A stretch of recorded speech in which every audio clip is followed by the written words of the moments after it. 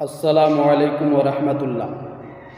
Viewers, আজকে আমরা জেনে নেব ঘুমাবার ইসলামিক নিয়ম কী ও ঘুমাবার সময় রাসূলুল্লাহ সাল্লাল্লাহু তাআলা আলাইহি ওয়াসাল্লাম কোন দোয়াখানা পাঠ করতেন।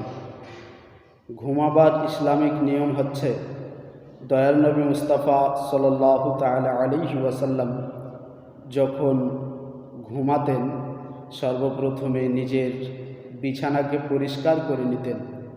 তারপরে নিজের ডান হাতকে নিজের ডান গালের নিচে রেখে ডান কারওয়াটে তিনি ঘুমাতেন এবং দোয়া পাঠ করতেন, আল্লাহুম্মা বে ইসমিকা আমুতু ওয়া আহিয়া।